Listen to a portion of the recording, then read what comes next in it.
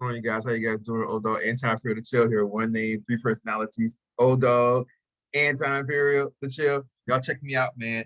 Anti_Imperial. Don't forget that underscore on Instagram, TikTok, and Patreon at anti_Imperial. Let's get right to it. You guys know how we do. Diversity Outspoken. Let's do it. Okay. On a scale of 1 to 10, how would you rate yourself? I'm a 10. You're a 10? Obviously. Does that mean there's like no room for improvement, or? There's always room for improvement, but I feel like I'm a very original person. All right, so I've said this before, right off the bat. I've said this many times before. A lot of females actually, I want to say most females, they overrate themselves. Like almost every female I talk to, I'll be like, so on a scale from 1 to 10, what are you? And most of them will say, I'm a 10. You're not a 10. Like not even anywhere close to being a 10. And females do this all the time. You know, men have a more realistic view of who they are. I've always said consistently, I'm like a 5 or 6. You know, I think I'm pretty close to a 5. On my best day, like a 6. But women will overrate themselves constantly. And I don't know where that comes from. I don't know if that comes from it's a self-esteem thing. I don't know, because men don't usually do that. Like men understand who they are. Men can understand exactly what their level is. But for some reason, almost every woman I talk to, they'll say that they are a perfect 10. Oh, I'm a 10. I'm a 10. And it's just, they're so far away from being a 10. It's really interesting and weird kind of how females are like that to me. Obviously. Does that mean there's like no room for improvement, or? There's always room for improvement, but I feel like I'm a very original person, like as you can tell. A 10? Like a 14, no, 10. A 9. I would rate myself a 10. A 10? A 10. Period. A 10. Like 1,000 or something. A 10? A 10. A 10. Self-love. Yeah. A 10, yes. 10, huh? Which of the following is worse, being led on or being cheated on? Being cheated on. Both. It's hard. I say being cheated on because being led on, you're not really with that person yet, but like being cheated on, you're like with that person and they like fucked up their loyalty with you basically. Okay, and what about you? Well, it's kind of hard because both are really worse, you know, just because being led on, like you get all excited and you get your hopes up and then it's like a disappointment, and then being cheated on is more of a betrayal. Yeah, being cheated on is definitely the worst. Absolutely the worst, being cheated on. I've said before, you know, being cheated on. One of the great challenges in this world is knowing enough about a subject to think you're right. So as I said before, you guys, being cheated on, you know, you betray a person so much. I want to get that commercial through, so it's still different. But being cheated on, you betray a person so much that if you cheat on somebody, you can ruin their entire life. Like if you cheat on somebody, you take the reality that they had in their mind of how their life really was, and you kill the reality that they had in their mind. And so it's like the life they were living was never really their life. So it was like they were living in a fake life the entire time, because they were living in a life that they thought was saying that, you know, this is who I am, this is who I'm in love with, you know, this is my family. And then when you cheat on them, it makes them question everything from the past. It makes them question, well, all those times when, you know, he or she told me that they loved me, was that true? All those times that he or she was laying next to me, were they really thinking about me? All of those times that he or she was having sex with me, Were they really thinking about me? So you start to question everything this person's ever done for you or told you. And so it really can like ruin your entire life and just throw your life into a spiral when you're thinking that, has my entire life been a lie with this person? Did this person ever really care about me? Did this person ever really love me? You can ruin a person's entire life, and you can ruin the rest of their life also, you guys, because they'll never trust anybody ever again if you cheat on them. So to me, cheating is by far the absolute worst thing you can do to a person. And then being cheated on is more of a betrayal. I would say those two are very similar. I think they both lack honesty and straightforwardness, which I think is essential to a healthy relationship dynamic. So I wouldn't say one is worse than the other. I would say you need honesty for either one of those, you know. You don't want to lead someone on. You don't want to cheat somebody because you wouldn't want to be led on and you wouldn't want to be cheated. Is it fair for somebody who leads people on to complain about being cheated on? No. What do you think? I don't know. I can't hear you. Microphone. That's a hard question. Oh. No. I agree with her, nah. It's interesting how you word your questions. I think both of them lack a sense of morality and consideration. Nah, I believe you like whatever you put into the world, you get back. So if you're gonna lead people on, you get cheated on. Feel like you can ask for it, you know. Kind of like karma, right? Kind of, yeah. At what age did you first realize that you had the power to influence men using your looks? Ooh, I think when I was 16. 16? Yeah. How were you able to influence them? I don't know, just by being myself. Okay, no, I mean like what were you able to influence them to do certain things or? Yeah, just by me talking to them and being very friendly, they would do things for me without even me giving something back. Okay. Yeah. So guys, don't be like that. Those are those like what I call FNFUCKNIGGA. Those fuck nigga simps. Don't be like that, man. Don't allow women just to like, make you do whatever they want you to do just because they're pretty. Because men in society, whatever we want, we have to work for it.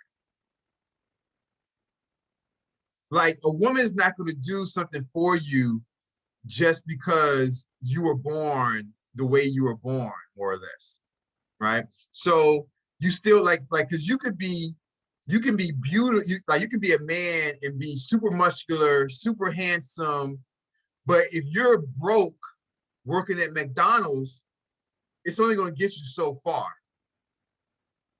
But a woman can be absolutely gorgeous, perfect body, working at McDonald's, and a guy with money will get her and wife her. Just because a woman was born beautiful, she didn't have to do anything. She didn't have to educate herself. She didn't have to get multiple degrees. She didn't have to make a lot of money. She didn't have to get a good job. She was just born pretty. And a man with money will get that woman, make her his wife, and take care of her to where she won't have to worry about anything. He'll pay for everything. Just because she was born pretty, she don't gotta do nothing.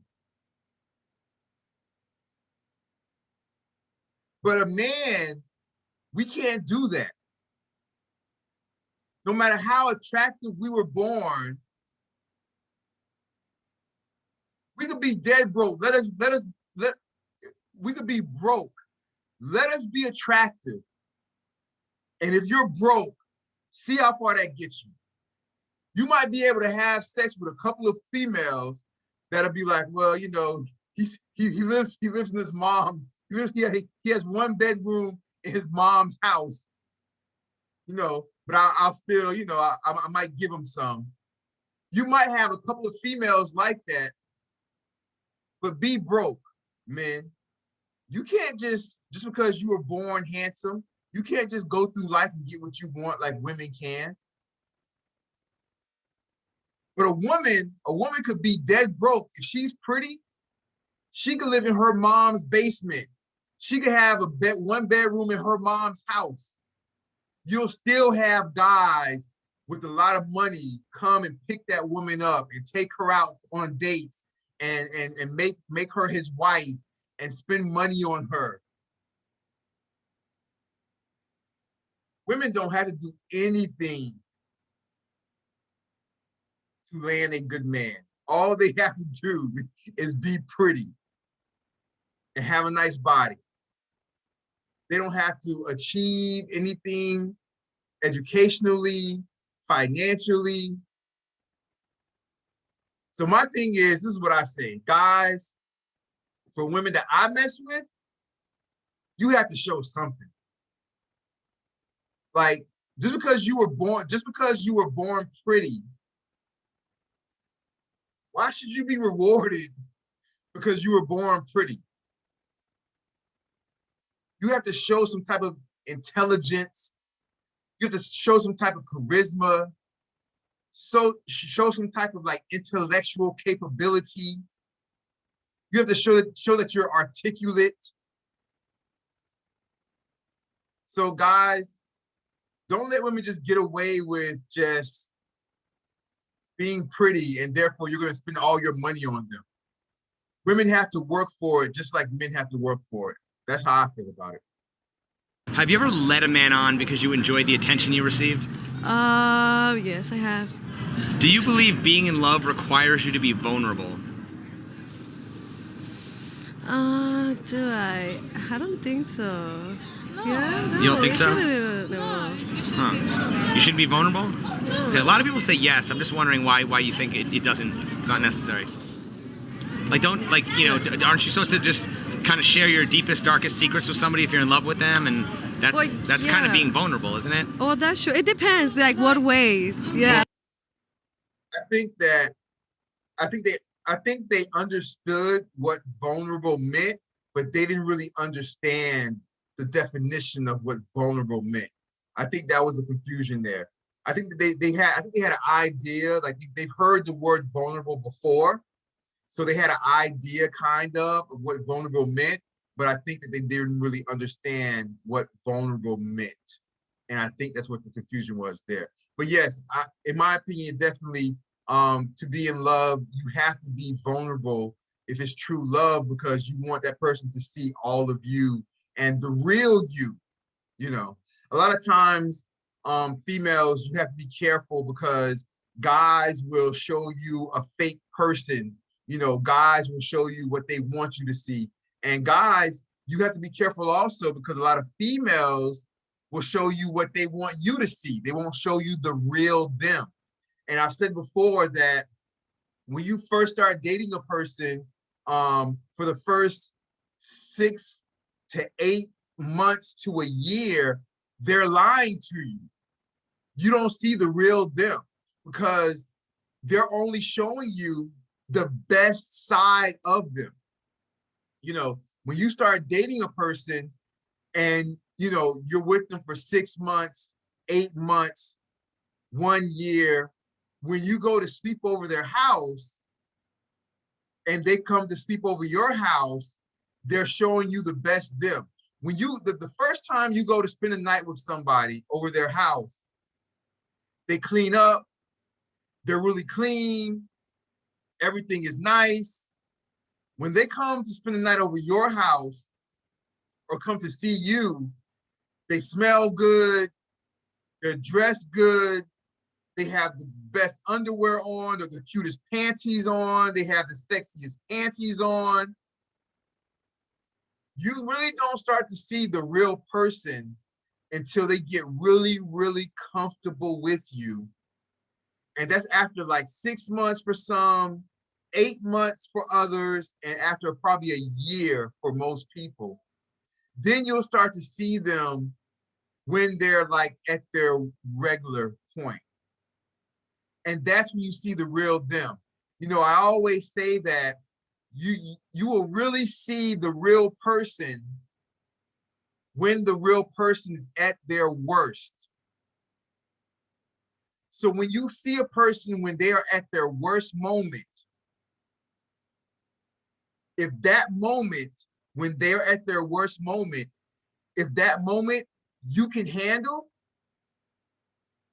then you know you can handle that person for the rest of your life, right? Because if a person is having, you know, good luck and good days and everything's going good, then they're always happy. So of course you can be with them when they're always happy because things are going good. But you need to see that person when that person is having a bad day. Because when they're having a bad day and a stressful day, if they can handle that in a good way, then you know you can be with that person for the rest of their life. But, or the rest of your life. But if a person's having a bad day and they get verbally abusive, emotionally abusive, physically abusive, they don't know how to handle stress, then you know you can't deal with that person and spend the rest of your life with that person. So you see a real person, you will see the real person that you're involved with when they're at their worst moments, when they're having their worst days, their bad days. All right?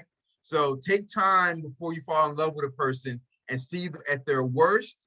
And if their worst moment, you feel like you can handle that it's not that bad, that they are not that bad in their worst days, then you know that you can be with them because you can handle them in their worst times. So you know that the best times will be no problem, right? But if it's like that way, okay. yeah, you're right. Do you think you can control who you fall in love with? No. Can you control who you lust after? Yeah. Do you think you can control who you fall in love with? No. Yes! No, no. Do you think you can, do you think, okay, Vulnerable state. do you think you can control who you lust after? No. Okay, No. all right. So if you can't control who you lust after, if you're walking with your boyfriend and another girl walks by and he turns his head, are you gonna get mad at him? I don't think I would be like seriously like, are you kidding me? I'd just be like, hey, Okay, stop. now- Unless he acted on it. Unless he walked over there and Yeah, and smacked was it. like, Okay. So, and I'll get into that next time. We're going to get ready to end this. As far as who you know, can you control who you're in love with, and can you control who you lust after? I personally, I don't think you can control who you fall in love with. I think love is something that it hits you and you can try to deny it, but you can't help how you feel. I think lust is something that's more you can control. I can control who I lust after. Somebody can be beautiful, sexy, you know, I can get horny and things like that, but I really have never had a problem with controlling who I lust after. But controlling who you fall in love with, that's something that you can't control. Because even when that person does you wrong, if you're in love with them and it's really true love, you still can't get that individual out of your mind. So I think that you cannot control who you fall in love with, but that you can control who you lust after, right? All right, you guys, we'll end it right here. Dogg, Anti-Imperial to Chill. Check out my videos right down there. Check out my videos right down there. Have a great day or great night, depending on where you are in the world, you guys. Love you guys, all right? You guys take care. The videos are right there, right there, right there. Take care, you guys, all right? Peace. Bye-bye.